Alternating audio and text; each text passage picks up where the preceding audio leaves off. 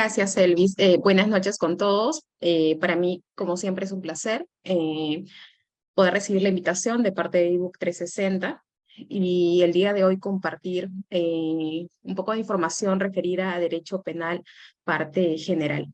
Vamos a desarrollar algunos puntos. Voy a iniciar compartiendo pantalla para que ustedes puedan visualizar sobre qué va a tratar el día de hoy nuestra sesión.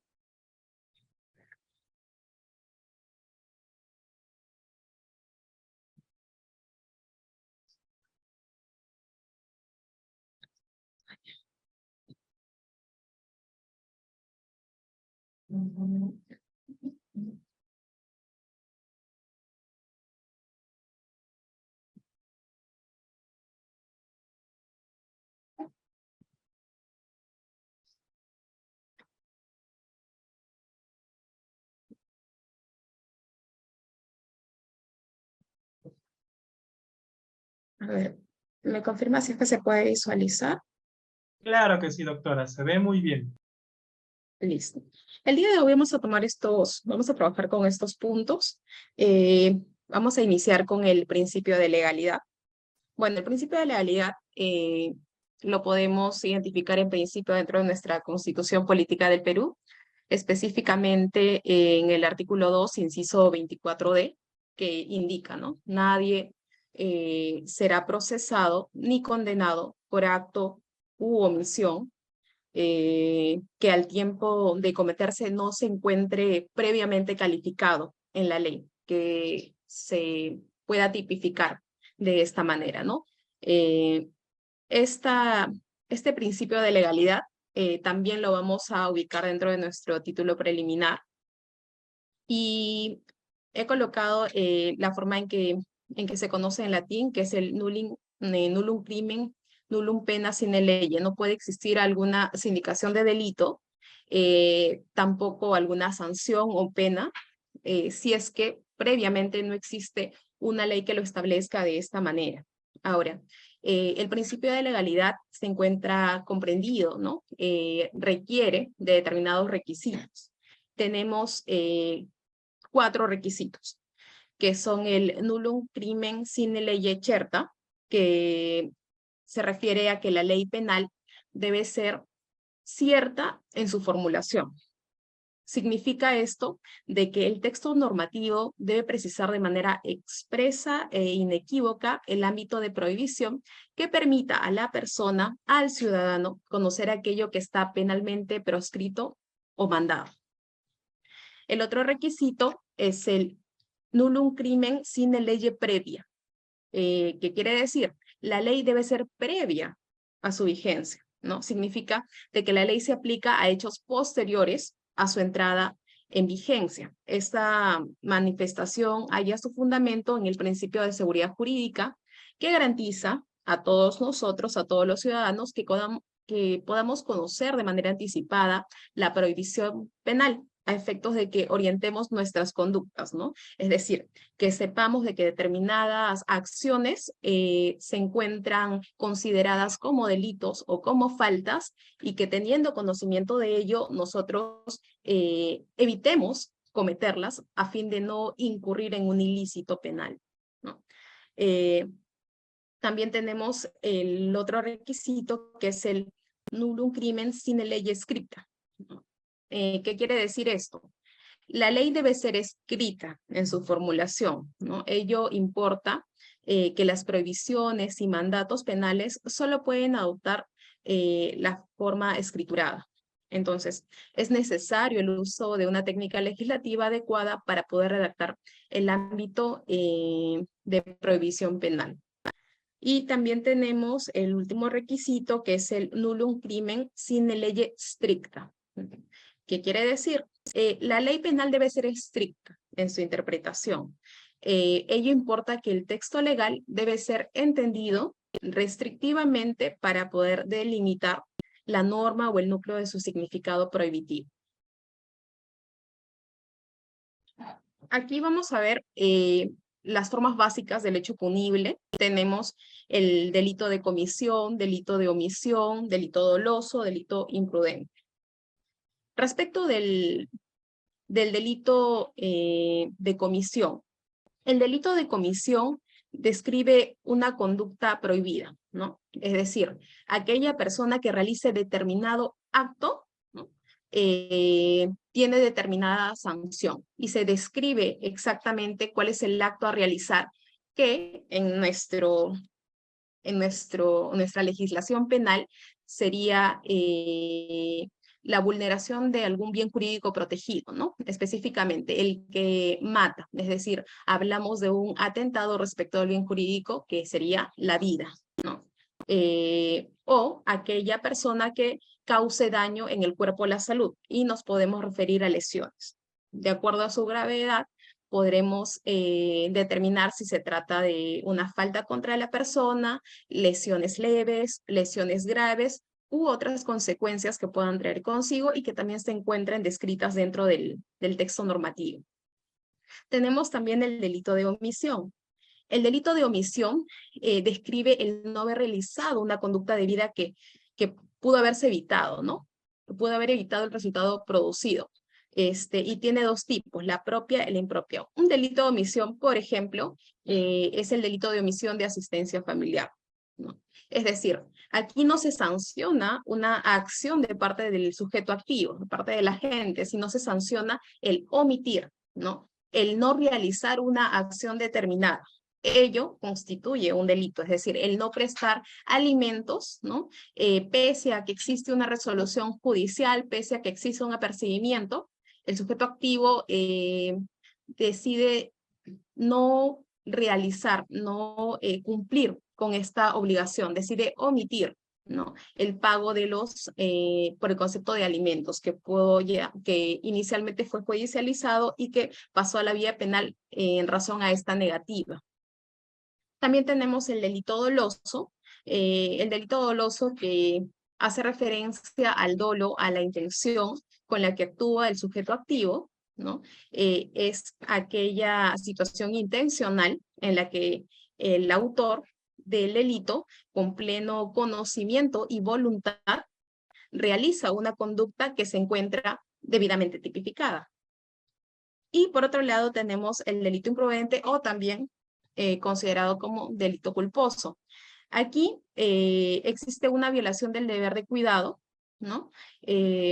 Hablamos de la falta de intención, sin embargo, no excluye el hecho de que se puede encontrar dentro de tres situaciones de la imprudencia, impericia o negligencia, ¿no? Estas situaciones pueden hacer que la acción de parte del sujeto activo constituya un delito imprudente, ¿no? Un delito culposo.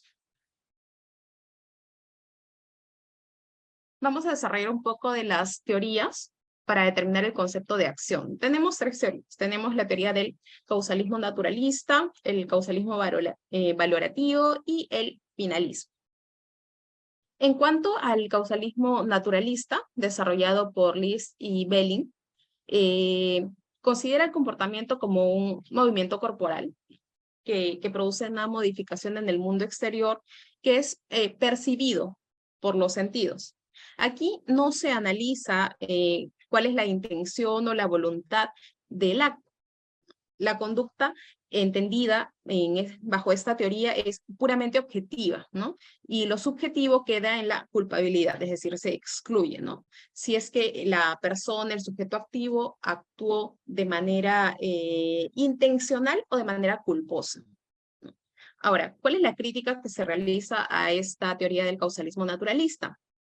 Es que excluye las conductas omisivas, ¿no? Es decir, la ausencia del movimiento corporal. Por ejemplo, el salvavidas que al observar que una persona se está ahogando, ¿no? Esta persona es su enemigo y decide quedarse quieto y no auxiliarlo, ¿no?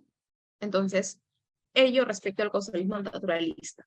En cuanto al causalismo valorativo, desarrolla que el comportamiento comprende tanto a la acción como a la omisión, ambos, y que estas son consideradas como manifestaciones externas de la voluntad causal.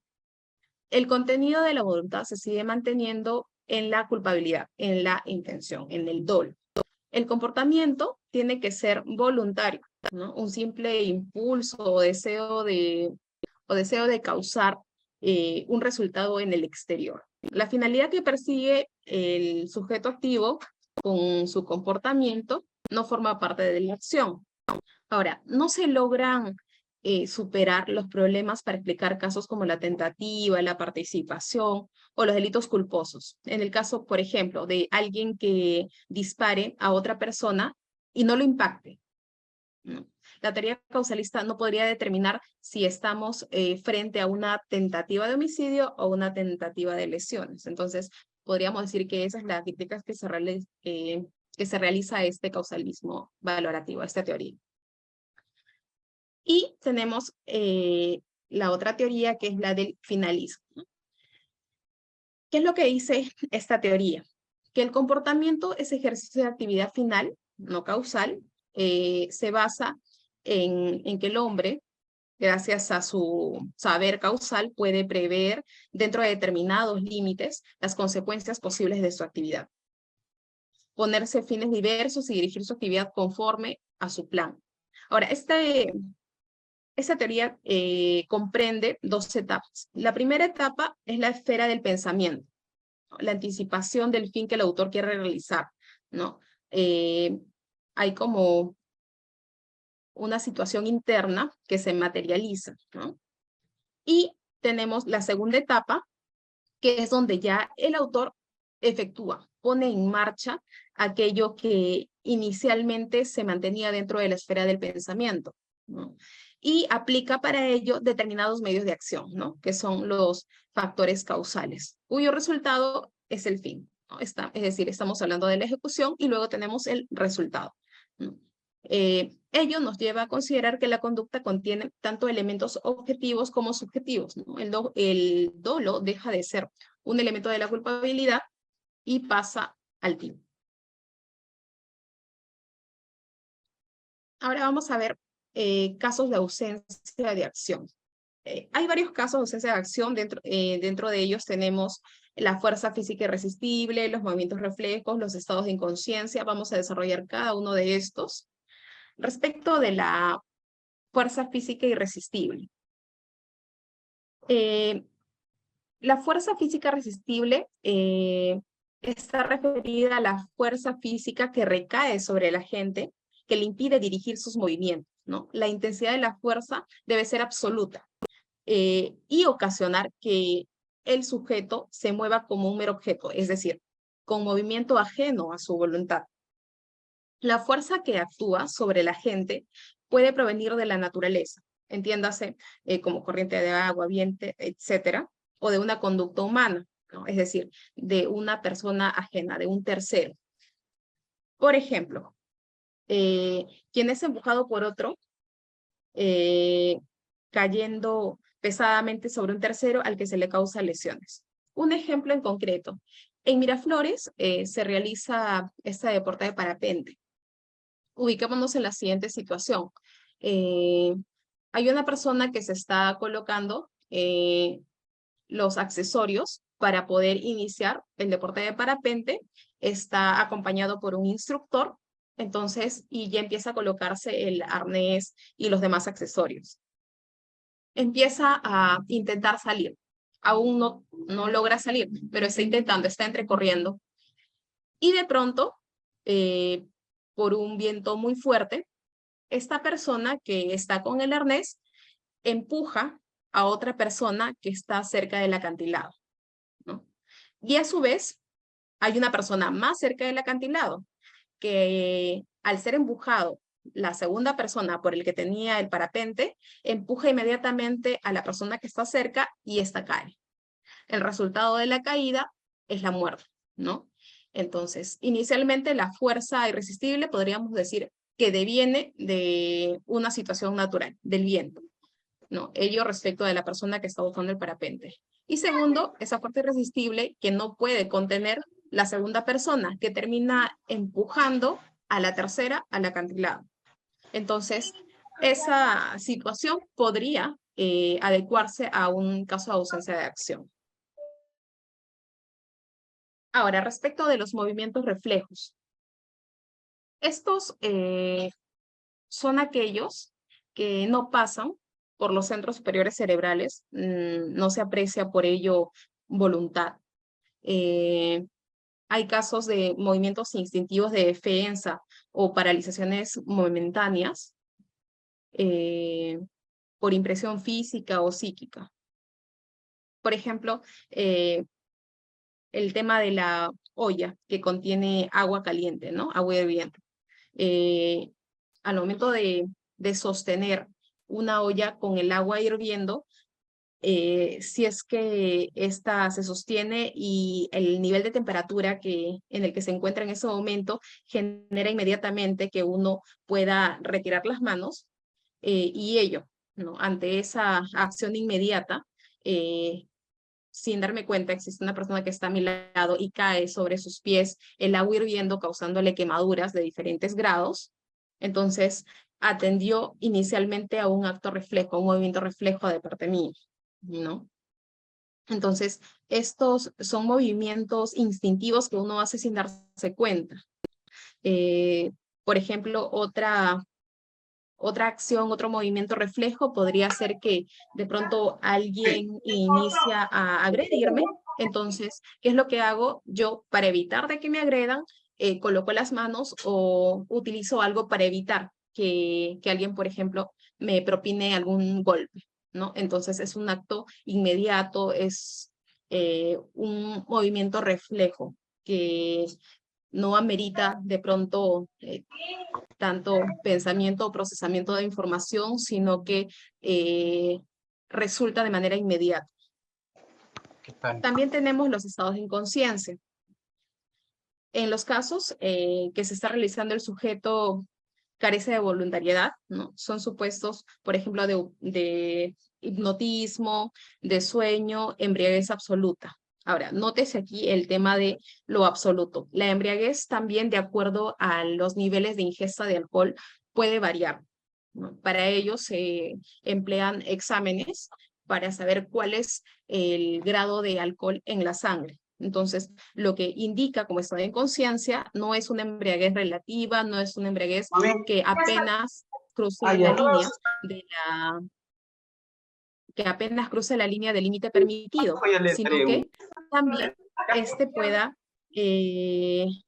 eliminar la posibilidad de conciencia de la persona. También otra situación es el hipnotismo, ¿no? Que del mismo modo no es que alguien pueda alegar, ¿no?, que se encontraba bajo esos afectos, sino que tiene que determinarse a través de una opinión profesional de que la persona durante la comisión del delito que se le atribuye se encontraba en esos supuestos, en cualquiera de los supuestos mencionados. Existe una excepción que es el actio libera in causa, que si bien es cierto no está regulado en nuestro país, consiste en aquella persona que con toda la intención se pone en estado de inconsciencia para cometer un hecho delictivo. No lo tenemos considerado como tal, pero sí en otras legislaciones se ha aplicado por casos en concretos, ¿no? Por casos en concreto. Es decir, una persona de manera intencional de pronto se embriaga hasta llegar al nivel de embriaguez absoluta y una vez en esta situación es que delinque, ¿no? Es decir, busca el resultado, pero tratando de ampararse en una situación de inconsciencia para poder ser liberado de cualquier tipo de responsabilidad. Ahora vamos a desarrollar un poquito de el concepto, la clasificación respecto a la estructura del tipo penal. El tipo en el sentido estricto, en la descripción de la conducta prohibida por una norma, ¿no? Por ejemplo, aquella persona que amenaza o a través de la violencia obliga a otro a hacer lo que la ley no manda o le impide hacer lo que ella prohíbe. La tipicidad constituye una característica que tiene una conducta por estar adecuada a un tipo. Ahora, resulta necesario verificar si la conducta y lo descrito en el tipo coinciden. Esto está referido al ejercicio de la subsunción, lo que permite verificar si los elementos del tipo se advierten de la narración de los hechos. Ahora, los elementos del tipo son el tipo objetivo y el tipo subjetivo. El tipo objetivo hace referencia a elementos periféricos externos, mientras que el tipo subjetivo hace referencia a elementos internos del agente, como cuáles, como el dolo y como la culpa. Al analizar el tipo de lo injusto, hay que tener en cuenta la presencia de un desvalor de acción y un desvalor de resultado. ¿Qué quiere decir cada uno de estos? El desvalor de acción en un delito doloso está dado porque el autor ha querido la realización del hecho típico. Es decir, ha buscado, ha tenido esa intención de que se realice el hecho típico. Mientras que el desvalor de resultado está representado por la lesión, ¿no? O la puesta en peligro de un bien jurídico protegido.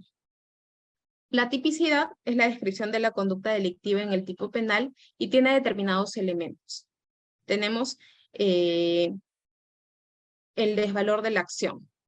El desvalor de la acción supone un juicio negativo sobre el comportamiento y que viene constituido en esencia por la exigencia típica del dolo. Por ejemplo, el tipo de injusto del homicidio, que es el artículo 106 del Código Penal. En algunos casos, además, el desvalor de acción es más intenso por la concurrencia de algún elemento adicional en el comportamiento del autor, ¿no? Por ejemplo, el asesinato. A esto nos referimos con este elemento adicional podría tratarse de alguna agravante, ¿no? Si tenemos como primer ejemplo el homicidio, pues un agravante podría generar de que deje de ser homicidio simple para pasar a ser homicidio calificado o asesinato. Y en cuanto al desvalor del resultado, supone un juicio negativo sobre la afectación producida al bien jurídico con el comportamiento, ya sea esta una lesión, es decir, una destrucción o menoscabo, o una puesta en peligro, que es la creación de un riesgo típicamente relevante. En determinados tipos agravados, el desvalor de resultado puede aparecer a sí mismo con más intensidad. Por ejemplo, en las lesiones agravadas del delito de lesiones frente a las lesiones de tipo básico del Código Penal. Ahora, respecto al principio de lesividad. El principio de lesividad, o también considerado como ofensividad, enseña que nadie debe ser perseguido por conductas que no afecten o arriesguen bienes jurídicos penales, individuales o colectivos. Esta premisa constituye un límite materia al ejercicio del poder público, ¿no? Es decir, para que pueda considerarse como delito, inicialmente tiene que identificarse de que existe una vulneración, un atentado, una puesta en peligro, una amenaza respecto de bienes jurídicos protegidos, ¿no? Entonces, al existir esta amenaza, esta situación, esta vulneración de bienes jurídicos protegidos como son generalmente los derechos, entonces ello cumple con el principio de lesividad, ¿no? La existencia de esta conducta, la existencia de este delito.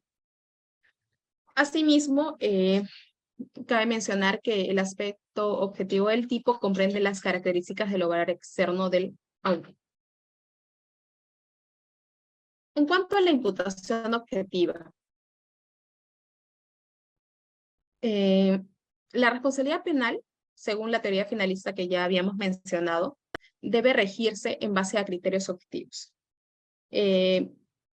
Actualmente nos regimos en base a la teoría de riesgo permitido, ¿no? Por ello, en la imputación objetiva debemos entender o debemos asociarlo básicamente con el riesgo permitido. En la imputación objetiva vamos a verificar determinados elementos. Tenemos el riesgo permitido, el fin de protección de la norma, la provisión de regreso, la autopuesta en peligro de la víctima y el principio de confianza. Respecto del riesgo permitido,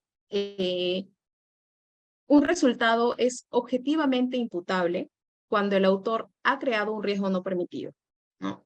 El cual se realiza en el resultado típico en su configuración y se encuentra dentro del ámbito de protección de la norma. Ahora, ¿cuáles son los criterios para determinar el riesgo permitido? tenemos primero la creación de un riesgo penalmente relevante. La peligrosidad de la conducta que sobrepasa el riesgo permitido, sea la elevación o incremento de riesgo, y el fin de protección de la norma.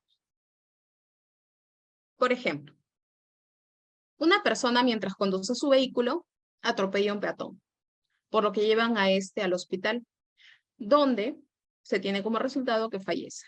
Sin embargo, al momento de realizarle la necropsia, que inicialmente uno entendería es en razón a las lesiones que le produjo el atropello, de pronto tumefacciones, escoriosis, etcétera, en diferentes partes del cuerpo, de pronto en la cabeza, que generó el deceso, ¿no? Contrario a eso, el resultado de la necropsia es que dicen que la razón del deceso es por envenenamiento, ¿no? Entonces, lo que inicialmente nosotros podíamos postular como consecuencia del atropello no lo es. Entonces, ¿qué habría pasado? Que este peatón, antes de ser atropellado, ¿no?, habría consumido sustancias que le ocasionaron tal efecto.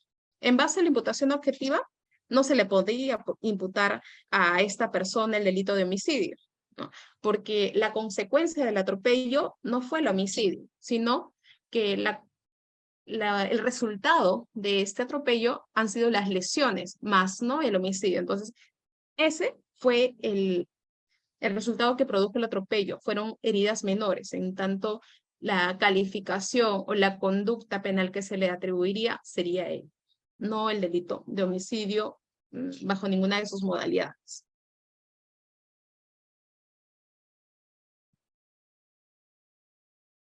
Hablemos un poco del error de tipo.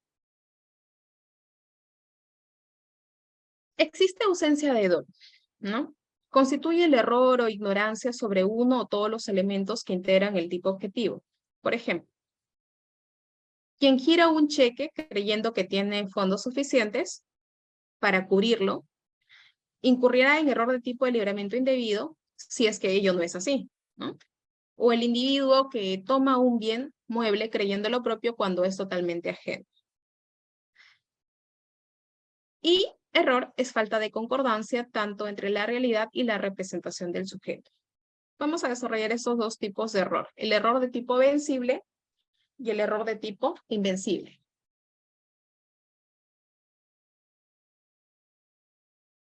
Respecto al error de tipo vencible, aquel que se hubiese podido evitar si es que el actor actuaba con una debida diligencia, toda vez que la situación le permitiría superar el error de proceder con cautela y prudencia. En este caso se elimina el dolo, más no la culpa.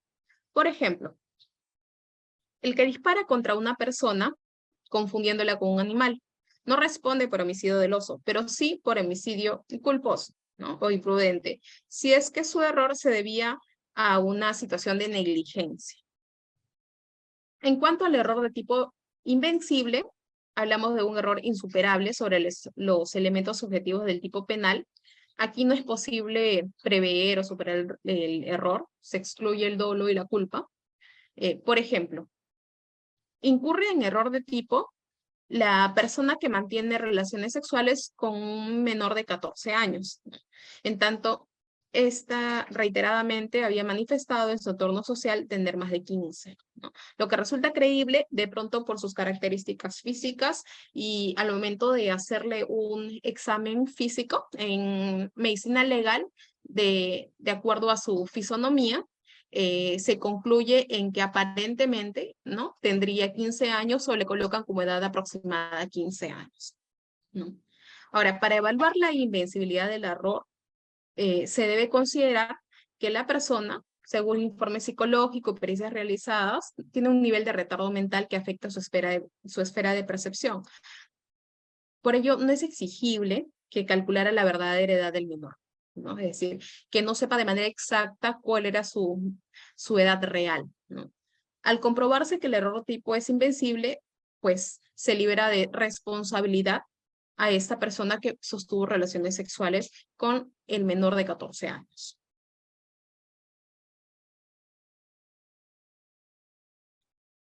El error de prohibición. Está referido al desconocimiento o ignorancia de la ilicitud de la conducta. En este caso, es un problema que atañe a la culpabilidad. El autor, el sujeto activo, desconoce el carácter ilícito de su conducta. El error de prohibición genera una falsa apreciación de la realidad jurídica conocida, que puede ser ignorancia en el conocimiento eficiente de la norma o sobre el hecho de que el autor crea en la existencia de una causa justificante. Por ejemplo, el extranjero que dispara a 2 personas porque en su país sí resulta legal. Sin embargo, en donde está, en efecto, esa conducta es punible, es homicidio. El error invencible se produce cuando el autor no puede salir del error. Por lo tanto, se excluye la culpabilidad y se exceptúa automáticamente la responsabilidad penal. Por ejemplo, A, proveniente de Francia, aterriza en Perú y al hospedarse en un hotel, mientras acomoda sus pertenencias, comienza a vomitar. Entonces, preocupada, utiliza una prueba de embarazo rápida, la cual le da como resultado positivo. Ante eso, de manera natural, busca entre sus pertenencias unos medicamentos que trajo de su país y aborta, ¿no? El error vencible se produce cuando el autor pudo evitar el error si es que actuaba con mayor previsibilidad, razón por la cual será sancionado, pero su culpabilidad se verá atenuada y en consecuencia podrá obtener una disminución en la pena. Por ejemplo, A es de nacionalidad irlandesa, pero está en Perú. Desde hace 2 meses, ¿no? Llegó a Perú. Al acudir a un chequeo médico preventivo, se da con la sorpresa de que tiene 3 semanas de gestación y decide abortar con unos medicamentos que trajo de su país. Cuando es detenida, indica que es irlandesa y que en su país el aborto es permitido hasta la semana 12 de gestación. Es decir, bajo este conocimiento, esta información arraigada en la persona respecto de la legislación de su país, considera que su accionar está dentro de los límites de la ley. Y tenemos también la conciencia disidente. La conciencia disidente también es denominada la objeción de la conciencia. Es una figura en la que los objetores de la norma penal son parte integrada de la sociedad y de la cultura oficial. Aquí no existen minorías étnicas o culturales, sino movimientos culturalmente disidentes. No existe un conflicto por pertenecer a culturas distintas, sino que perteneciendo a lo diverso en el sentido cultural. Es decir, solo existe una pluralidad cultural si se quiere. Por estas razones, una persona determinada no puede ser considerada como un objetor de conciencia. Por ejemplo, los testigos de Jehová, que para ellos la acción de la transfusión de sangre está prohibida de acuerdo a sus ideales, ¿no? A sus corrientes teleológicas, a su modo de pensar, a la forma en cómo desarrollan su religión. Entonces, pese a que se le pueda explicar de que la transfusión de sangre es la única alternativa para salvar la vida de una persona, ellos bajo ninguna circunstancia lo van a permitir porque su libertad de credo, ¿no? Que sería la de testigos de Jehová, indica, es decir, sus normas internas indican de que ninguno de quienes se encuentran en esa religión pueden someterse a este tipo de procedimientos. Incluso, aunque esta inacción o esta falta de realización de procedimientos pueda devenir en la muerte. Clases de imprudencia o culpa. Tenemos la culpa consciente y la culpa inconsciente. La culpa consciente se caracteriza por aquellos supuestos en el que el sujeto reconoce el peligro de su acción, pero confía en que no tendrá lugar el resultado lesivo, ¿no? El sujeto activo no quiere causar la lesión. Sin embargo, advierte esa posibilidad y a pesar de ello, de todas maneras continúa y lleva a cabo la conducta. En la culpa inconsciente, El sujeto no advierte el peligro de su acción, menos aún quiere el resultado lesivo, ya que ni siquiera prevé su posibilidad. No. Algunas otras definiciones se basan en la idea de que el autor advertiría la posibilidad abstracta de realizar el tipo, pero ignoraría el riesgo y seguiría actuando al considerar que el peligro sería insignificante o porque cree que está en condiciones de poderlo dominar, ya sea porque sobrevalora sus fuerzas, porque confía en sus habilidades especiales o porque espera que de su habilidad o de la fortuna el resultado no sobrevenga. El camino de delito tiene dos fases. Tenemos la fase interna y la fase externa. Respecto de la fase interna, se puede unificar en la ideación. Implica la planificación. En la legislación peruana, nadie puede ser sancionado por pensar en un ilícito penal, ¿no? Lo que nosotros conocemos como el iter criminis, salvo que estemos frente a una situación de apología. En la fase externa, tenemos que esta contiene las fases de actos preparatorios, de ejecución y de consumación. Y dentro de esta fase externa es que vamos a identificar a la tentativa. La tentativa se sanciona porque afecta algún bien jurídico protegido, ¿no? No en todos los delitos, en la comisión, en la ejecución de todos los delitos, necesariamente la tentativa va a atentar contra un bien jurídico protegido. Solamente cuando sí se dé, cuando de la fase de ejecución, ¿no? O de la fase previa, mejor dicho, de la fase previa, se pueda advertir una vulneración de un bien jurídico protegido, entonces la tentativa sí va a ser sancionada. No necesito llegar a la ejecución para que se cumpla el tipo penal, sino que también durante los actos preparatorios, previo a la ejecución, si el accionar ya atenta o amenaza contra el bien jurídico protegido, entonces la tentativa sí va a ser materia de sanción. Por ejemplo, vamos a plantear una situación. Yo me veo en necesidades económicas, la situación está crítica, empiezo a imaginar todo lo que me ayudaría si es que entro a un banco a robar y me lleno todo lo que contiene su bóveda, ¿no? Estoy ahí en el iter criminis. Me contacto con unos amigos que trabajan en el banco X y les pido ayuda, ¿no? Les pido los planos, información de personal de seguridad y me contacto con otras personas que también se encuentran así interesados como yo en obtener dinero de manera rápida. ¿Qué hago? Compro dinamita, ¿no? Compro unos otros instrumentos, accesorios, materiales que me van a facilitar la comisión del delito. Semanas después, ingreso al banco junto con otras 15 personas más, con quienes nos repartiremos el motín y robamos todo el dinero que tiene el banco custodiado.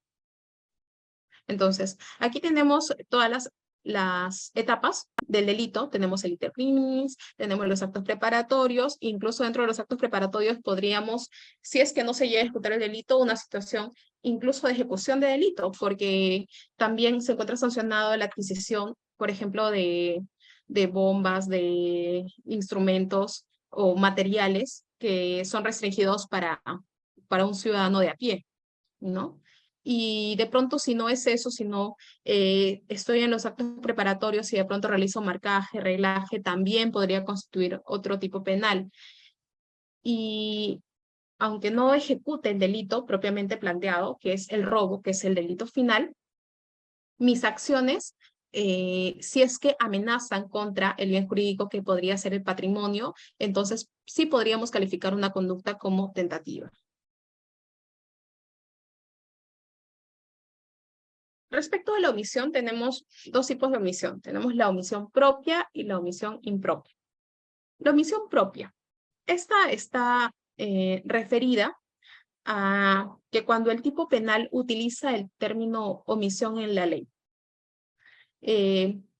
Estos son delitos de mera actividad cuando el delito queda perfeccionado con la simple conducta omisiva. Esto no necesita de resultado. Esta conducta omisiva, solo en casos de omisión propia, se requiere que la conducta cumpla con 3 requisitos concurrentes. 1, la situación descrita por la ley. 2, la no realización de la acción esperada. Y 3, la capacidad de cumplir el mandato. En cuanto a la omisión impropia, se caracteriza porque son delitos en los que la ley no utiliza el término omisión, pero se puede equiparar a partir de la interpretación del artículo 13, inciso 2 del Código Penal, que dice a su letra, ¿no? Si la omisión corresponde a la realización del tipo penal mediante un hacer. Respecto de la participación, vamos a hablar del cómplice. El cómplice o la complicidad es una forma de participación que se encuentra establecida en el artículo 25 de nuestro Código Penal. En principio, la contribución anterior o simultánea a la realización del delito es común en toda clase de complicidad. El cómplice ayuda o coopera en forma auxiliar o secundaria a la ejecución, a diferencia de los coautores que ejecutan directamente el delito. La complicidad solo es posible en la comisión de un delito intencional. Ahora, cabe recordar que para que exista un cómplice o un instigador, que es lo que vamos a desarrollar a continuación, necesariamente tenemos que contar con un autor. O sea, estos 2 supuestos de participación, como es la complicidad y la instigación, no son independientes, sino por el contrario, necesariamente dependen de la existencia de un autor, o de varios autores, o de coautores, ¿no? No surgen por sí solos, o sea, necesariamente requieren la presencia de un autor, por lo menos. Respecto de la instigación es una forma también de participación, pero por su entidad cualitativa, la ley considera equiparable a la autoría, ¿no? Se entiende como la instigación aquel que determina a otro. El instigador es aquel que determina a otro a cometer el hecho, ¿no? El instigador del autor, ¿no? Lo instiga, lo determina para que éste pueda incurrir en un tipo penal. La instigación puede ser tanto expresa como tácita. Ahora, la participación solo comprende a estos 2 supuestos, a la complicidad y la instigación. Se presenta como la colaboración en un delito ajeno, ¿no? No es admisible una participación culposa en un delito doloso, ni una participación dolosa en un delito culposo. La dependencia de la participación del hecho principal obedece a una necesidad conceptual. No se puede hablar de participación sin que nos refiramos al mismo tiempo a aquello en lo que se participa. Respecto a la complicidad tenemos 2 tipos, la complicidad primaria y secundaria. La complicidad primaria, o también llamada el cooperador necesario, es quien coopera o contribuye con el autor en la realización del delito, de manera tal que sin su colaboración no se hubiera podido realizar el mismo. La participación del cómplice primario debe ser indispensable, eficaz y trascendente para la realización del hecho criminal. Mientras que, en cuanto a la complicidad secundaria o al cómplice secundario, es quien, si bien contribuye con la realización del delito, lo hace de manera accidental o secundaria, ¿no? Es decir, a través de su aporte, no es considerado indispensable para la ejecución del hecho criminal. El cómplice primario y el instigador tienen la misma pena del autor.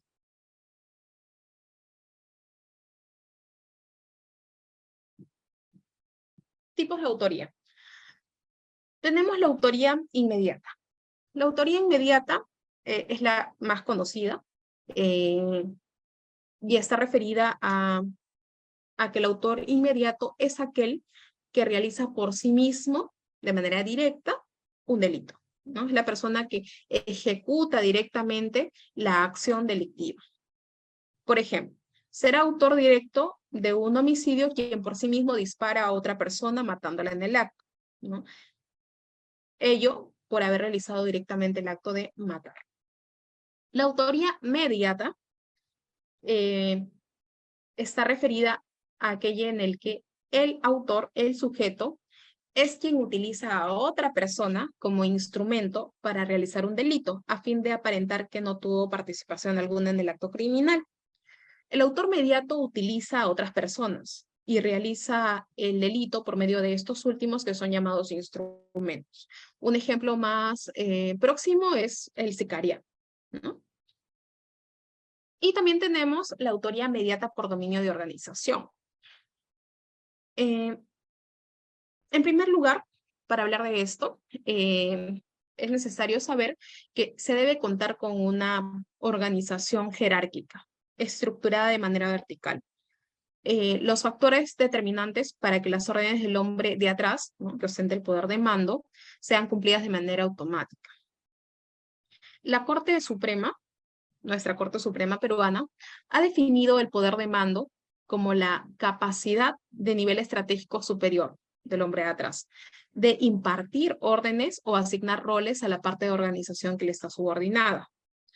Otro elemento es la fungibilidad del ejecutor, que en sus inicios era el fundamento principal de la tesis de Roxin. Actualmente, debido a las críticas recibidas, ha ido variando, ¿no?, creyendo aconsejable no apoyar la autoría mediata exclusivamente en este criterio. Y un tercer requisito es la actuación del aparato de poder al margen de la legalidad o apartada del derecho, ¿no? Alcanza su importancia central cuando se ve, en primer lugar, no al último de la cadena de ejecutores, sino al aparato mismo, es decir, su estructura personal, que es como garante de resultados.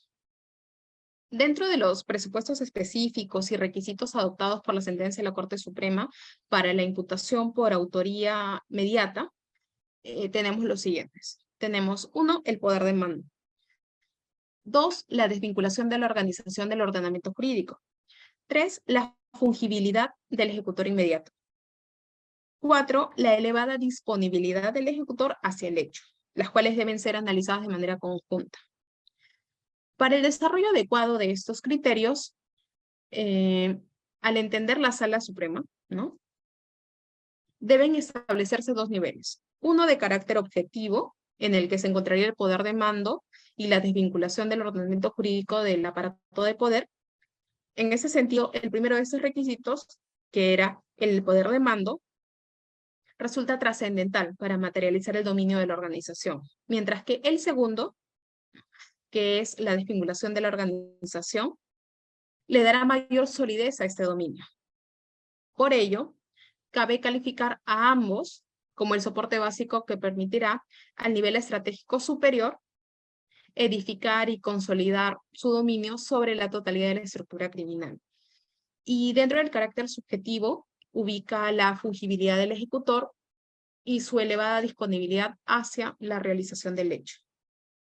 En cuanto a la coautoría, en el caso de la coautoría, esta es realizada de manera conjunta, es decir, estamos ante la presencia de una comunidad objetiva de intervinientes, donde cada uno de ellos realiza una aportación objetiva, fundada en un reparto, ¿no?, un reparto de trabajo, de forma que en la relación objetiva de los aportes se produce una comunidad, pero tan solo debido a la prestación de los aportes en un contexto que les acredita como referidos los unos a los otros, producidos colectivamente.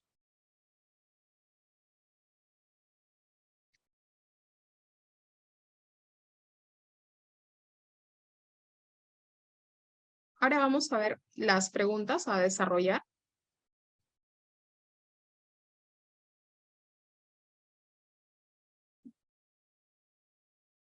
La primera pregunta, ¿es consecuencia del principio de legalidad?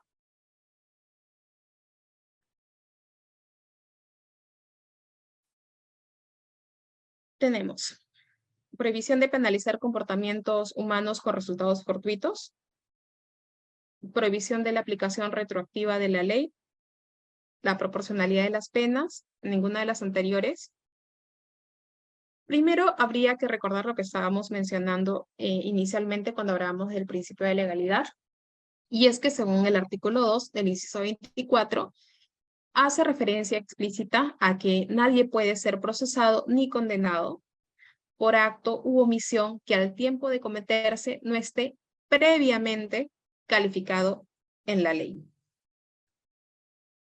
Entonces, aquí tendríamos la respuesta que sería la prohibición de la aplicación retroactiva. ¿Qué quiere decir? No se puede aplicar retroactivamente, es decir, antes de que exista una ley o una conducta que esté considerada como delito.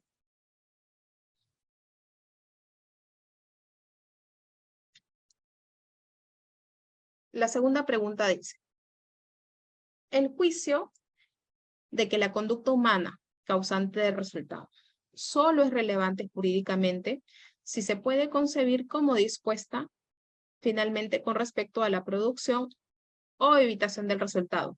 Tiene directa relación con, estábamos hablando de 3 teorías. Dentro de ellas estaba la teoría del finalismo, que es la que desarrolla Wells. ¿Y qué era lo que indicaba? El finalismo indicaba que el comportamiento es ejercicio de la actividad final. ¿Qué quiere decir? Del resultado, ¿no? Dijimos que el hombre, gracias a su saber causal, puede prever dentro de ciertos límites. ¿Qué puede prever? Las consecuencias que puede traer consigo tras su actividad, ¿no? Puede ponerse fines diversos y también dirigir su actividad de acuerdo a su plan, ¿no? De acuerdo a lo que tenga previsto. Entonces, aquí la alternativa que se referiría a esta conducta causante de resultado sería la finalidad objetiva, que está asociada a la teoría del finalismo.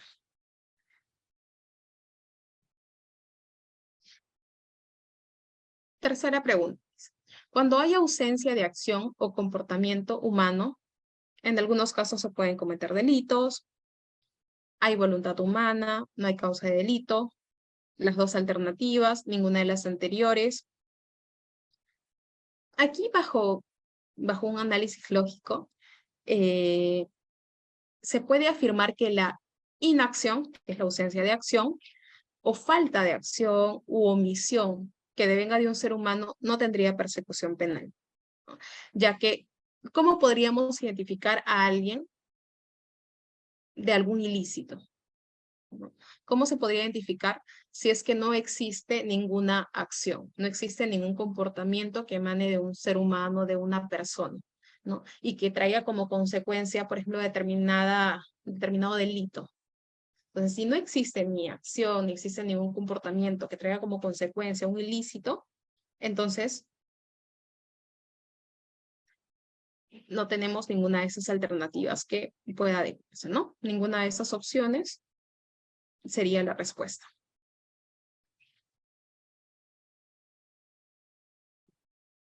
Pregunta 4.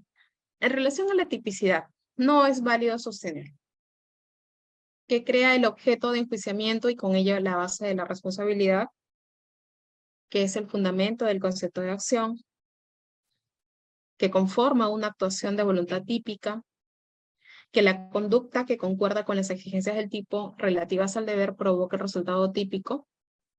En cuanto a la tipicidad, hemos indicado que es la característica que tiene una conducta por estar adecuada a un tipo, ¿no?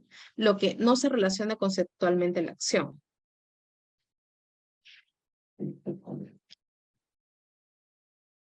Entonces, no podríamos sostener que, respecto a la tipicidad, es el fundamento del concepto de acción.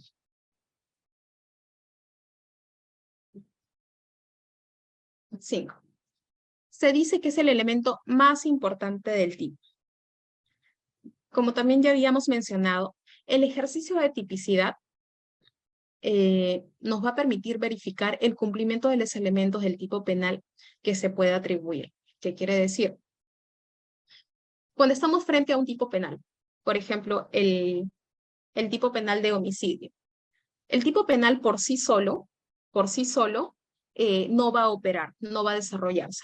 ¿Cuándo va a desarrollarse? ¿Cuándo vamos a tener que analizarlo? Cuando estemos frente a una situación o un hecho en concreto. ¿Y qué es lo que sucede? Tenemos que ver si este hecho en concreto, esta situación en concreta, se adecua a un tipo penal, ¿no? Si esa conducta es reprochable penalmente, si constituye delito, y no solo porque a simple vista pareciera que una persona que dispara a otra cometió homicidio, sino porque tenemos que hacer un ejercicio de tipificación, tenemos que hacer una subsunción, tenemos que evaluar si esa conducta cumple con todos los elementos del tipo penal, ¿no? Entonces, si esta conducta cumple con todos los elementos del tipo penal, entonces estamos realizando el ejercicio de tipicidad. Entonces, en efecto, ¿no? El tipo penal y esta conducta se entrelazan entre sí y tenemos como resultado, en efecto, ¿no? La comisión de un ilícito. Entonces, la respuesta sería la tipicidad. 6. El mejor concepto del tipo objetivo es que constituye los aspectos externos e internos del comportamiento, los aspectos externos de la acción, lo que no está fuera de la esfera psíquica del autor, los elementos que dotan de significación personal a la realización del hecho. Entonces, hemos conceptualizado el tipo objetivo y tendríamos que descartar de que los aspectos externos, de que lo constituyen los aspectos externos e internos del comportamiento, de que lo constituyen los aspectos externos de la acción,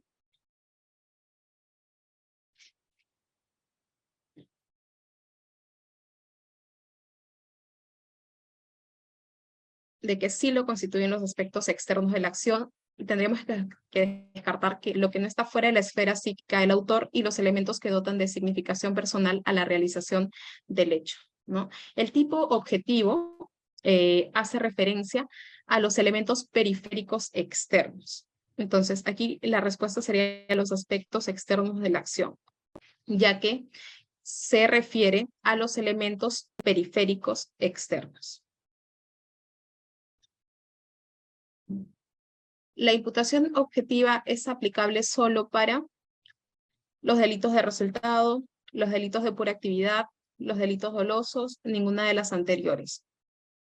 La responsabilidad penal, según la teoría finalista, se debe regir en base a criterios objetivos y es aplicable a los delitos de resultado, ¿no?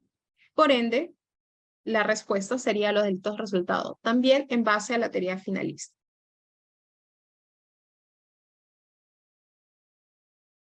Constituye elemento del juicio de imputación objetiva. La existencia de una relación de causalidad entre la acción y el riesgo, el que el resultado debe ser expresión de un riesgo jurídicamente desaprobado implícito en la acción, el desvalor de la acción concretado en la causalidad, la posibilidad de que se controle el curso causal. Para ello tenemos que referirnos a lo que se desarrolló con el riesgo permitido. Y señalamos que cuando el autor ha creado un riesgo no permitido, es decir, esa conducta es desaprobada. Entonces, la respuesta sería el que el resultado debe ser expresión de un riesgo jurídicamente desaprobado e implícito en la acción.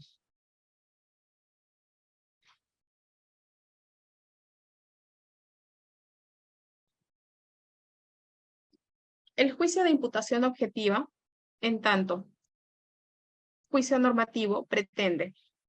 ¿Qué pretende el juicio de imputación objetiva? Atribuir un resultado a una determinada conducta, indicar si una causa es eficiente para producir determinado resultado, determinar si un vínculo natural entre una acción y un resultado le interesa al derecho penal, verificar si es causa de un resultado toda condición que interviene en su producción. Entonces, nuevamente, citemos lo que se habló en el riesgo permitido.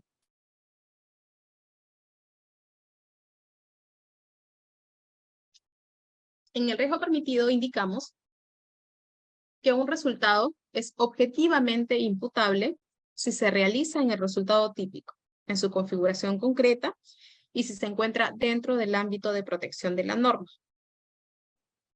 Por lo que la respuesta sería indicar si una causa es eficiente para producir determinado resultado.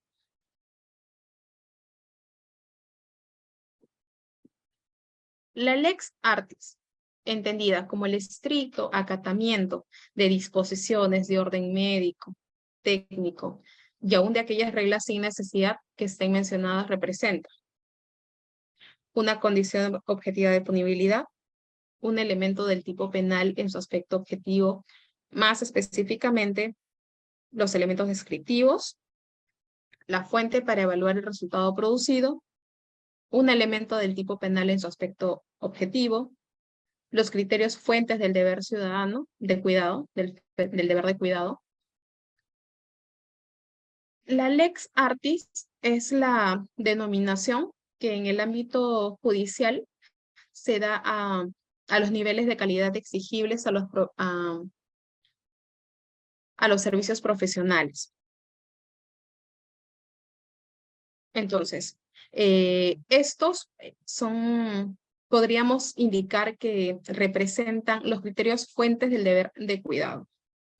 Son puntos que se toman en consideración bajo determinadas especialidades, bajo especialidades técnicas.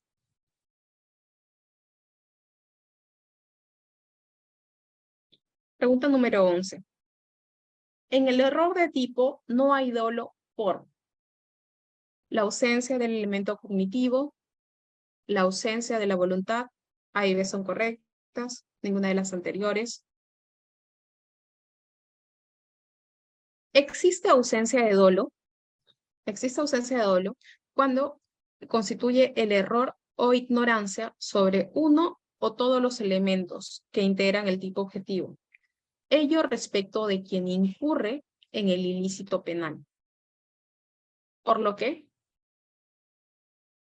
no hay dolo, ya que existe ausencia del elemento cognitivo, el elemento de conocimiento.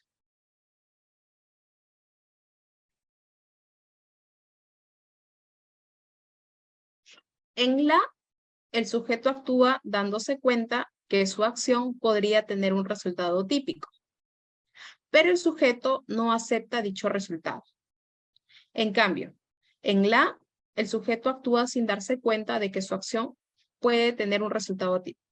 Aquí corresponde recordar lo que hemos desarrollado tanto en culpa consciente, culpa inconsciente, dolo.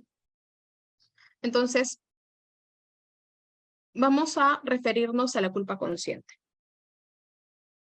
En la culpa consciente, el sujeto activo no quiere causar la lesión, pero sí advierte la posibilidad.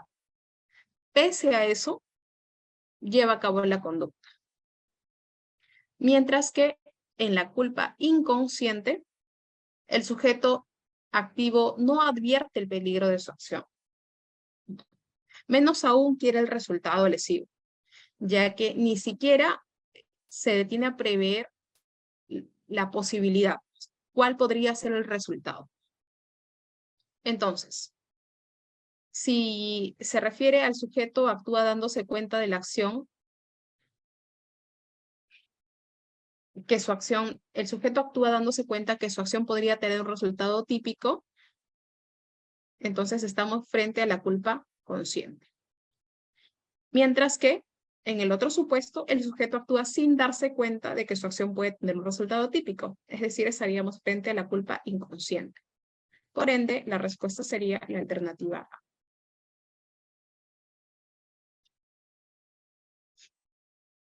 La pregunta 3. Señale qué afirmación no es correcta. El error de tipo puede recaer sobre la tipicidad objetiva y subjetiva. el error de prohibición recae sobre la conciencia de la anticuricidad. En los casos de error de prohibición, no se puede interpretar como una falta de fidelidad a la norma. El error de tipo vencible únicamente puede ser sancionado si la conducta posee una modalidad culposa. Entonces, aquí corresponde recordar lo siguiente. El error de prohibición genera una falsa apreciación de la realidad. ¿De qué realidad? De la realidad jurídica conocida, que puede ser, como mencionamos, ignorancia en el conocimiento eficiente de la norma, o sobre el hecho de que el autor crea en la existencia de una causa justificante. Entonces, no es correcto que en los casos de error de prohibición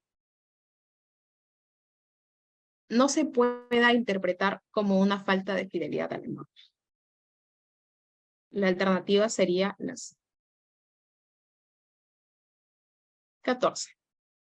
La tentativa es posible en los delitos culposos de tipo abierto, culposos de resultado, de omisión impropia, de conducta imprudente. Como hemos indicado, en los delitos de omisión impropio, si bien la ley no utiliza el término omisión, se puede equiparar a partir de la interpretación del artículo 13, ¿no? Esto es, si es que la omisión corresponde a la realización del tipo penal mediante un hacer. Por ende, la tentativa es posible en los delitos de omisión impropia. Pregunta 15. Del desistimiento puede decirse que no es causal de atipicidad, causal de inculpabilidad, excusa absolutoria personal, causal de punibilidad. Respecto al desistimiento de la comisión, ello no es causal de punibilidad. Por lo que la respuesta sería la letra D.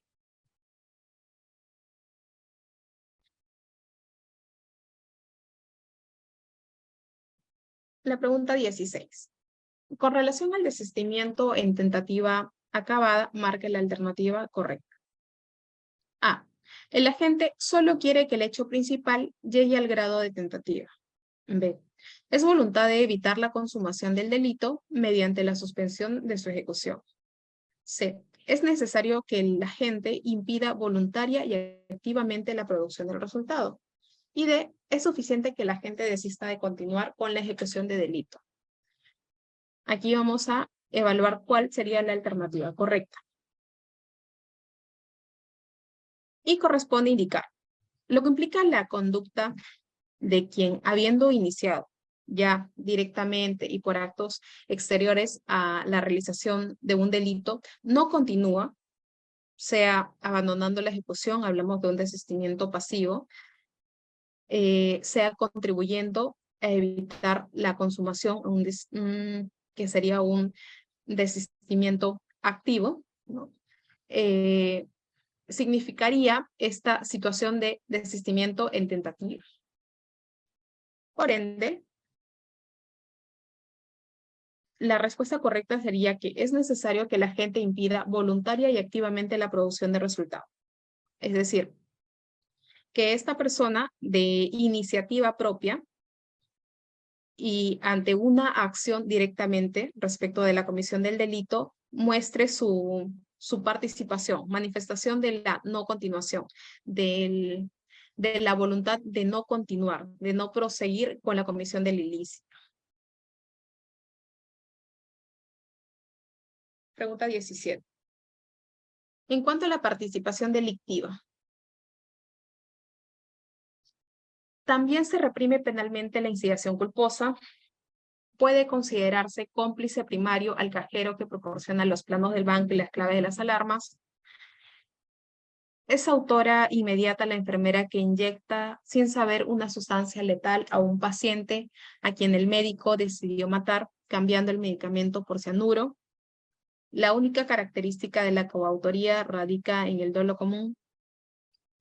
Tal como lo habíamos señalado, en la complicidad primaria, el cómplice primario es quien coopera o contribuye con el autor en la realización del delito, de manera tal que sin su colaboración no se hubiera podido realizar el mismo. Entonces, respecto de estas alternativas, la que se adecuaría más a esta participación delictiva sería la que se atribuye al cómplice primario, que es que puede considerarse cómplice primario al cajero que proporciona los planos de banco y las claves de las mismas. ¿Por qué? Porque su aporte es esencial para la comisión del delito, que en este caso podría tratarse de un... Pregunta 18. Señale qué afirmación es incorrecta. Autor mediato es quien realiza por sí mismo la conducta típica. La autoría mediata es la realización del hecho de una persona por medio de otra, de la que se sirve como instrumento. Se puede instrumentalizar en la autoría mediata a personas menores de edad. El dominio funcional se corresponde con la cooperación y división del trabajo en la fase de consumación. Bueno, aquí nos piden que marquemos la alternativa incorrecta. El dominio funcional se corresponde con la cooperación y división de trabajo en la fase de consumación. Sí. ¿Se puede instrumentalizar en la autoría mediata a personas menores de edad? Por supuesto que sí. La autoría mediata es la realización del hecho de una persona por medio de otra, es decir, valiéndose de otra, ¿no? Que sirve como instrumento, lo que conocemos como el hombre de atrás, sí. El autor mediato es quien utiliza a otra persona como instrumento para realizar un delito. Por ende, la alternativa incorrecta es que el autor mediato es quien realiza por sí mismo la conducta típica. Ahí sería el autor inmediato es quien realiza por sí mismo la conducta típica.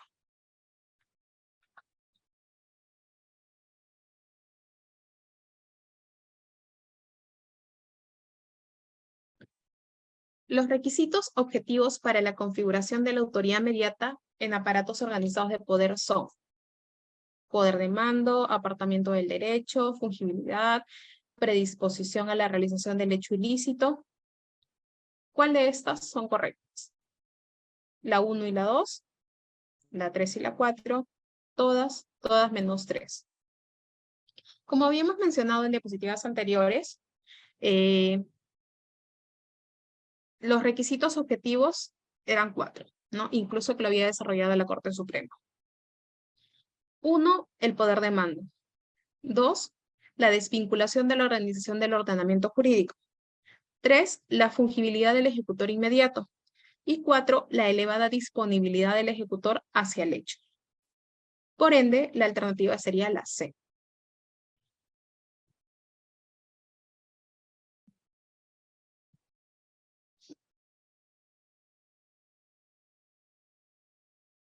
(20) Marca la opción falsa en torno a los delitos de omisión. ¿El deber de garante no se fundamenta en consideraciones morales o éticas? El artículo 127 del Código Penal describe un delito de omisión propia. Los delitos de omisión propia describen un resultado que se origina como consecuencia de la violación del deber. La violación del deber de control de una fuente de peligro puede originar un delito de omisión impropia. Aquí cabe indicar que los delitos de omisión propia son delitos de mera actividad, como ya lo habíamos dicho, cuando el delito queda perfeccionado con la simple conducta omisiva. No necesita resultado. Entonces, ¿cuál sería la opción falsa?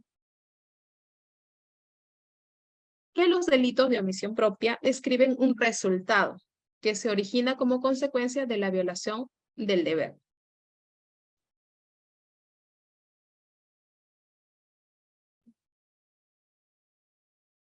Pregunta 21. Señale qué afirmación es incorrecta. A. La posible concurrencia de tipos penales a un hecho delictivo se resuelve por el concurso formal de delitos. B. El concurso ideal de delitos distingue dos elementos, unidad de acción y pluralidad de delitos. C. En el concurso real, a partir de la ley 28725, se incorpora un sistema de acumulación jurídico de penas. Y D. La refundición de penas no está vigente en la legislación actual. Respecto de lo antes mencionado, en efecto, la concurrencia de tipos penales a un hecho puede atribuirse un concurso de delitos, ¿no? Concursos como ustedes conocen bien, concurso ideal, concurso real de delitos. En cuanto al concurso ideal de delitos, se distingue dos elementos. Tenemos la unidad de acción y la pluralidad de delitos. Y en el concurso real, en efecto, desde que se emitió la ley 28725, se incorporó un sistema de acumulación jurídica de penas, una sumatoria de penas. Ahora, en cuanto a la alternativa D, no es correcto la refundición de penas que no está vigente en la legislación actual. Por ende, la alternativa correcta sería la letra D.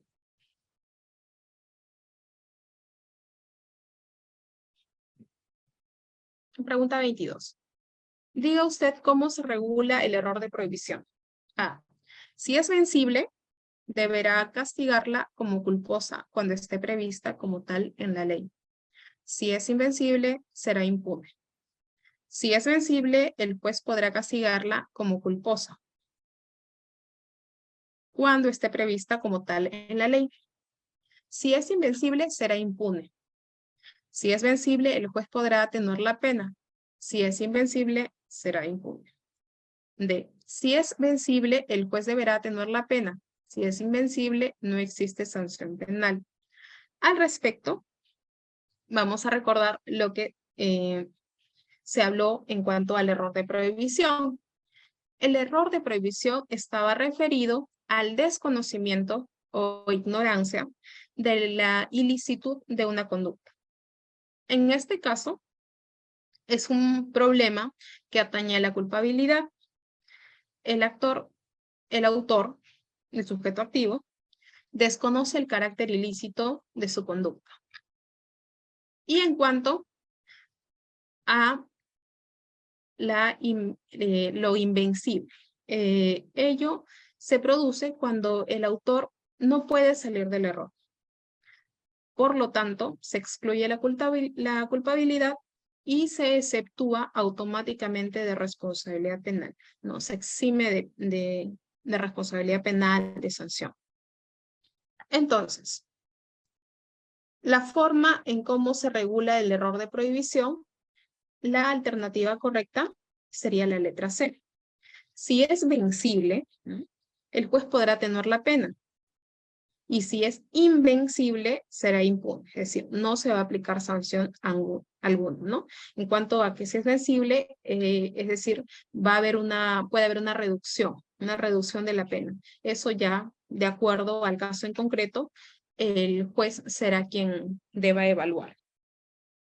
Esas serían las preguntas que están pendientes de desarrollo.